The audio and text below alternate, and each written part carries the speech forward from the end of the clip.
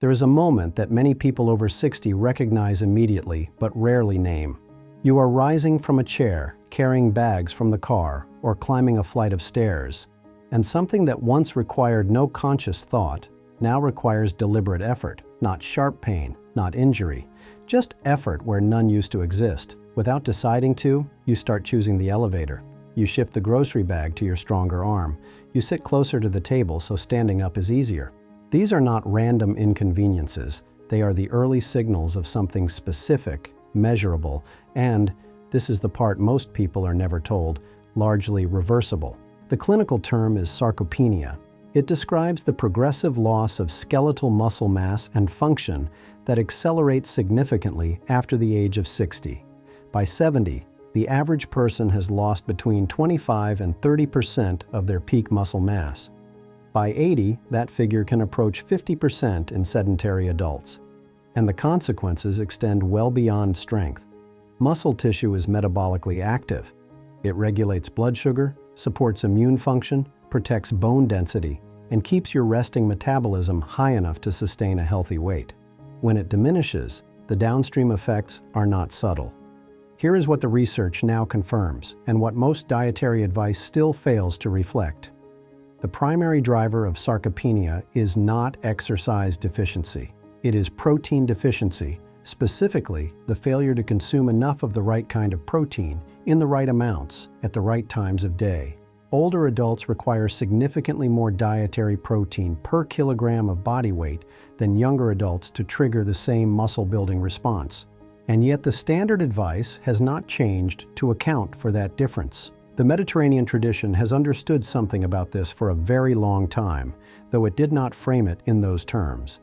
In the villages of southern Italy and the alpine regions of northern Europe, fermented and aged dairy foods have appeared on tables at nearly every meal for generations. The oldest and most physically capable adults in those communities eat cheese not as an indulgence, but as a staple. And the foods they reach for most consistently turn out, when examined closely, to be among the most protein-dense, bioavailable, and muscle-relevant foods available to the human body.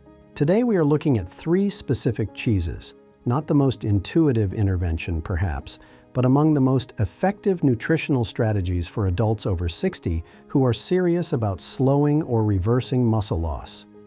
When the title says fast, I want to be honest with you about what that means. The biological machinery responsible for rebuilding muscle protein does not require months to reactivate once the right nutrients arrive consistently. It can resume within days of correcting a protein deficit. Building visible mass takes longer, weeks, not days, but the process restarts quickly. That distinction matters. Before we go any further, drop a comment below and tell me your age and where in the world you are watching from. It genuinely helps to know who this is reaching. Now, the third cheese on this list is where the science becomes remarkable. A clinical trial involving adults with an average age of 70 found that participants gained measurably greater muscle mass over 12 weeks without changing their exercise routine, without adding supplements, and without overhauling their diet. The only variable was one food, eaten at one specific time of day. I will come back to that study at the end with the full numbers. For now, let us start with a cheese that has been part of Italian cooking for over 2,000 years, and that delivers one of the most underappreciated muscle-building mechanisms available in any food. Here is something most people are never told about the protein they eat. Inside every muscle cell, there is a molecular switch. Researchers call it mTOR, which stands for Mechanistic Target of Rapamycin, but you can think of it simply as the body's muscle-building ignition system. When this switch is activated, the cell begins manufacturing new muscle protein. When it is not activated, that process either slows or stops entirely. The critical point is this: the switch does not turn on in response to protein generally. It turns on in response to one specific amino acid called leucine, and only when leucine crosses a threshold concentration in the bloodstream. Below that threshold, almost nothing happens. The protein you ate passes through without triggering the response you needed. This matters especially for adults over 60, and here is why. With age, that leucine threshold rises. The body requires more of it to trigger the same muscle-building response that a smaller amount would have produced at 40. The practical consequence is that many older adults are eating what genuinely appears to be adequate protein, a chicken breast at lunch, some fish at dinner, and experiencing almost no anabolic response because they are consistently falling just short of the activation point, not by much, but enough for the switch to stay off. That gap, repeated at meal after meal for years, is one of the central drivers of age-related muscle loss. The first cheese on this list addresses that gap more directly than almost any other whole food. Ricotta is made from the whey left over after cheese making, the liquid fraction of milk that carries the fastest absorbing proteins, which is then heated a second time until the remaining proteins coagulate and rise. The word ricotta literally means recooked in Italian, and the process concentrates the whey proteins rather than diluting them. A standard half-cup serving delivers between 14 and 16 grams of protein with a leucine profile high enough to push most older adults above that activation threshold when paired with even a modest meal. The ignition switch turns on. Because ricotta's protein comes primarily from whey, it is digested and absorbed relatively quickly, within 1 to 2 hours of eating. That speed is an advantage at certain times of day, particularly in the morning or after any form of physical activity when the muscle is primed to receive amino acids and the window for synthesis is at its widest. Add it to scrambled eggs. Stir it into oatmeal with a drizzle of honey. Spread it on whole grain toast with a few walnuts. The preparation does not need to be complex. What matters is the timing and the consistency. One practical note: choose whole milk ricotta over reduced fat versions where possible. The fat in ricotta slows gastric emptying slightly, which smooths the absorption curve and sustains amino acid availability in the bloodstream for longer. It also makes the food satisfying enough that you will actually eat it regularly, which matters more than any marginal nutritional optimization. Ricotta activates the muscle-building process quickly, but it does so in a burst. What the body also needs, particularly for adults who are working to rebuild rather than simply maintain, is a sustained protein signal that continues working long after the meal is finished. That is where the next cheese operates, and it has been earning its place on Alpine tables for the better part of 1,000 years. In the Emilia-Romagna region of northern Italy, there is a saying that has no precise English translation but means roughly this: a table without Parmigiano is a table that has not been set. It is not sentiment. It is the accumulated wisdom of a culture that has been producing this cheese under the same protected methods since the 12th century, and whose elderly population consistently ranks among the most physically robust in Europe. For most of the 20th century, Western nutritional guidance was cautious about aged hard cheeses.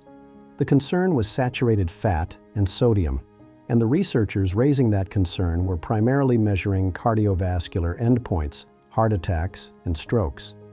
They were not measuring muscle retention, protein absorption efficiency, or the functional strength of adults over 65. Those are different questions, and when researchers began asking them, what they found about aged Parmigiano was genuinely unexpected.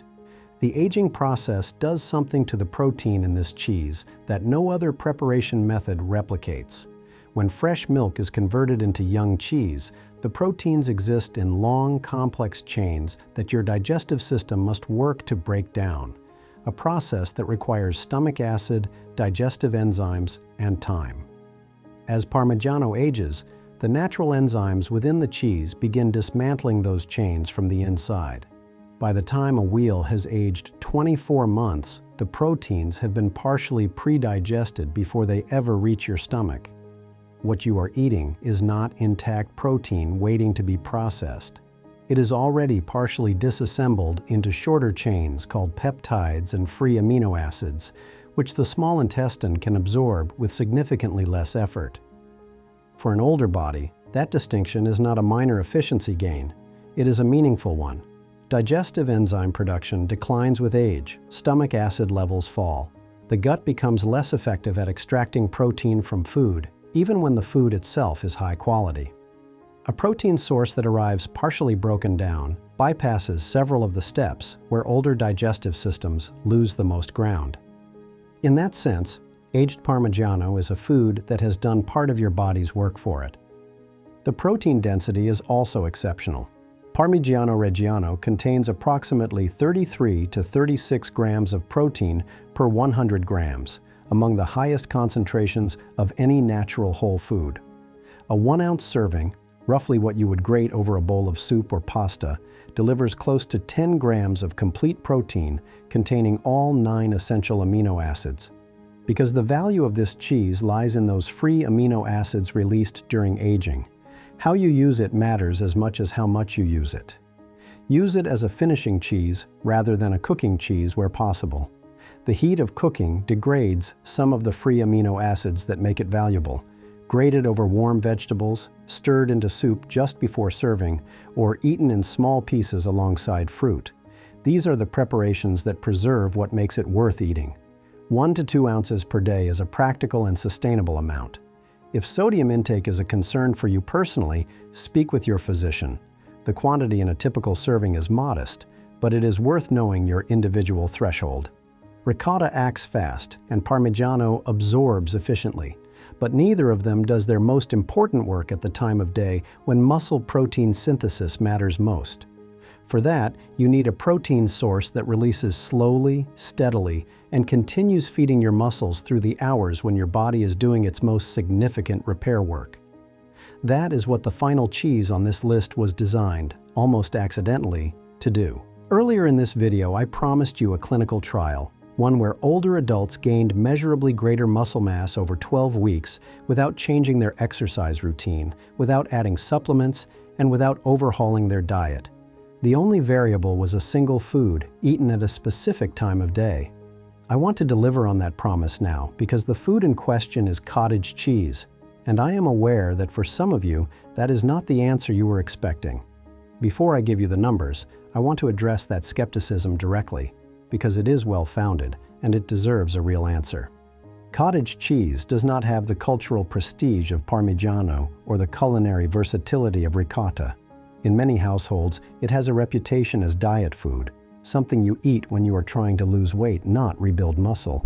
That framing has obscured what it actually is from a protein standpoint, which is one of the most effective slow-release muscle-feeding foods available at any price point. The protein in cottage cheese is approximately 80% casein. Casein, as distinct from whey, which makes up most of ricotta's protein, is a slow-digesting protein that forms a gel-like structure in the stomach and releases amino acids gradually into the bloodstream over a period of 5 to 7 hours. Whey delivers a sharp spike of amino acids within 1 to 2 hours and then clears. Casein delivers a lower but sustained stream that continues long after whey has finished. These are not two versions of the same thing. They operate on entirely different timescales and serve different functions in the muscle-building process. Ricotta's whey protein fires the ignition. Cottage cheese's casein keeps the engine running through the night.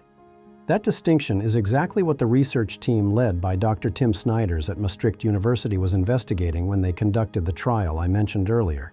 They recruited 44 healthy older men, average age 70, and divided them into 2 groups. Both groups followed the same moderate resistance exercise program. One group consumed 30 grams of protein from cottage cheese before bed each night. The other group consumed a non-caloric placebo. After 12 weeks, the cottage cheese group showed significantly greater gains in muscle mass and overnight muscle protein synthesis rates compared to the control group. What the researchers concluded was straightforward. Eating protein before sleep in older adults who are exercising regularly produces measurably greater muscle gains than the same exercise without it. What makes this finding significant is not just the outcome, it is the mechanism behind it. During sleep, the body enters its primary repair window. Growth hormone release peaks, cellular recovery accelerates. The muscles that were loaded during the day begin the process of rebuilding. But that repair process requires raw material.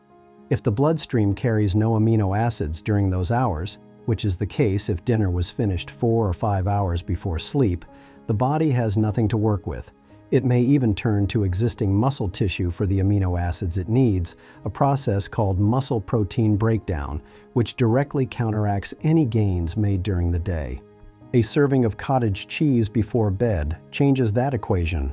The casein releases steadily through the night, maintaining amino acid availability in the bloodstream precisely during the hours when the body is most actively using them. It does not disrupt sleep, it does not cause digestive discomfort in most people, and the protein density is substantial. A standard half-cup serving of full-fat cottage cheese delivers approximately 14 grams of protein, and a full cup delivers close to 28.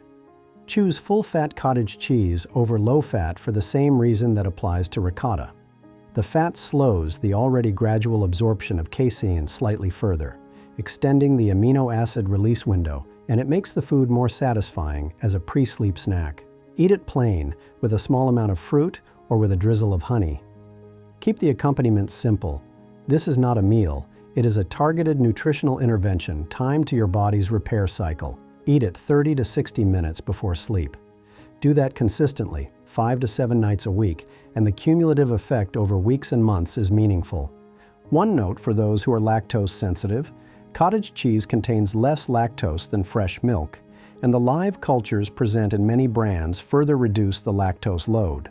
Most people with mild lactose sensitivity tolerate it without difficulty, particularly the full-fat variety. If you have significant sensitivity, start with a small amount and observe your response. Now let us bring this together. Ricotta triggers the muscle-building switch. It delivers fast-absorbing whey protein and the leucine your body needs to activate muscle protein synthesis. Particularly effective in the morning or after activity, Parmigiano Reggiano delivers protein that is already partially broken down by the aging process. It bypasses the digestive steps where older bodies lose the most efficiency, and it does so in a concentrated, flavorful form that is easy to incorporate into meals you are already eating. Cottage cheese sustains the process through the night. Its slow-releasing casein keeps amino acids available in the bloodstream during the body's primary repair window, the hours of sleep when muscle rebuilding either happens or doesn't. These three cheeses are not interchangeable. They work at different speeds, through different mechanisms, at different times of day. Used together consistently, they address the protein timing problem that sits at the root of age-related muscle loss in a way that no single food, taken once a day, can replicate. Full dosage details and serving suggestions are in the description below this video. Take a moment to read through them. The timing piece in particular is worth paying attention to. If you found this useful, please share it with someone over 60 who you think would benefit, and leave a comment telling me which of these three cheeses you are going to start with. I read everyone. Thank you for spending this time with me, and I will see you in the next video.